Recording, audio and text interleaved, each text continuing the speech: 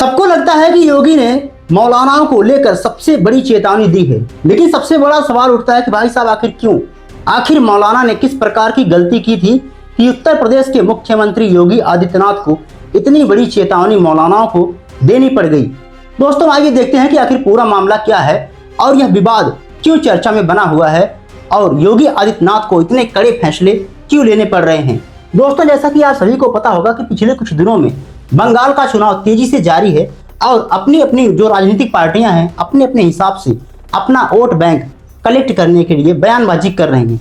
और इस समय जो चुनाव हो रहा है, चाहे वह असम रहा हो या फिर तमिलनाडु रहा हो या फिर पश्चिम बंगाल रहा हो, तो ऐसे राज्यों में जो है चुनाव हो रहे हैं। और इस समय जो चुनावी मुद्दा है सबसे ज्यादा बंगाल का बना हुआ है और यहाँ पर लगभग 27 से 30% मुस्लिम आबादी पाई जाती है, लेकिन यहाँ पर बयानबाजी अपने अपने हिसाब से अपनी अपनी खुद की पार्टियां कर रही हैं।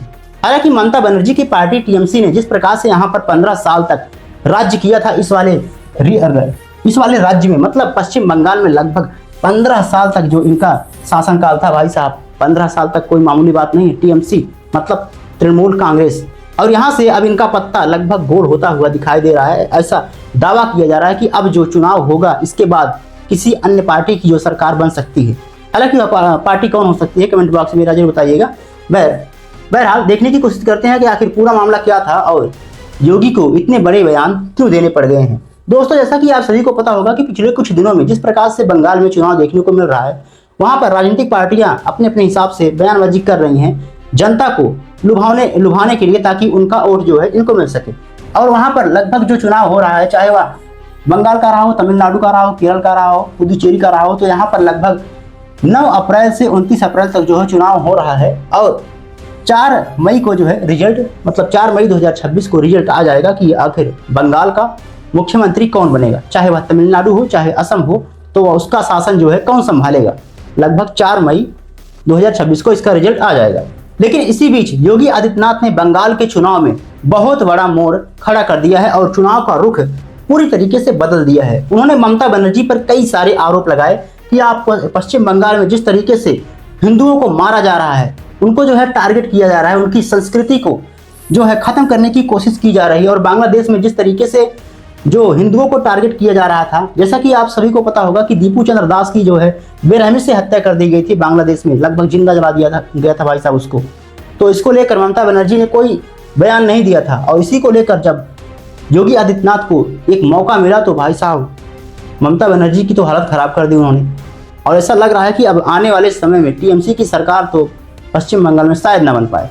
इसके अलावा योगी आदित्यनाथ ने कहा कि भाई साहब हमारी सरकार तो आने दो, डबल इंजन की सरकार तो आने दो, उसके बाद 4 मई को जब रिजल्ट आ जाएगा ना, तो भारतीय जनता पार्टी की डबल इंजन की सरकार जब पश्चिम बंगाल में बनेगी, तो जितने भी आरोपी हैं, चाहे वह मौलाना हो चाहे किसी भी धर्म के हों, तो वो झाड़ू लगाते हुए नजर आएंगे सड़कों पर।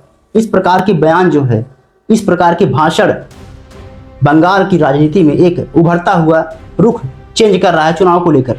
अब सवाल यह है कि आखिर योगी आदित्यनाथ इतने गुस्से में क्यों हैं। जैसा कि दोस्तों आप सभी को पता होगा कि एक पिछले कुछ महीनों में एक ऐसा मुद्दा गरमाया हुआ था कि जो योगी आदित्यनाथ की मां है उसको एक मौलाना ने बहुत जो है भद्दी गाली दी थी। मैं यहाँ बात नहीं कर सकता कि वह गाली क्या थी, शायद आपको पता होगा, लेकिन उसमें जो है उस मौलाना को गिरफ्तार कर लिया गया था और उसे कड़ी सजा भी हुई थी। और इसी बात को लेकर जो है मौलाना को लेकर काफी ज्यादा जो है अग्रेसिव रहते हैं योगी आदित्यनाथ। इस प्रकार के मौलानाओं को लेकर जो समाज में हिंसा फैलाते हैं, जो देश को तोड़ने की बात करते हैं, जो भाईचारा खत्म करने की बात करते हैं, तो उसको लेकर योगी आदित्यनाथ बहुत ही बड़े कड़े एक्शन ले रहे हैं और कह रहे हैं कि भाई साहब अगर पश्चिम बंगाल में हमारी सरकार बनती है ना, तो सबसे पहले ये सड़कों पर झाड़ू लगाते हुए नजर आएंगे। इतना ही नहीं, उन्होंने यह भी साफ कर दिया कि जिस प्रकार से गौ हत्या हो रही है उस पर जो है अगर हमारी सरकार बनती है तो हम उस पर रोक लगाएंगे, गाय को कटने से जो है कटने नहीं देंगे और हिंदुओं को बचाने की पूरी गारंटी देता हूँ, हिंदुओं को बटने नहीं दूंगा। इस प्रकार की गारंटी जो है बीजेपी की ही सरकार दे सकती है।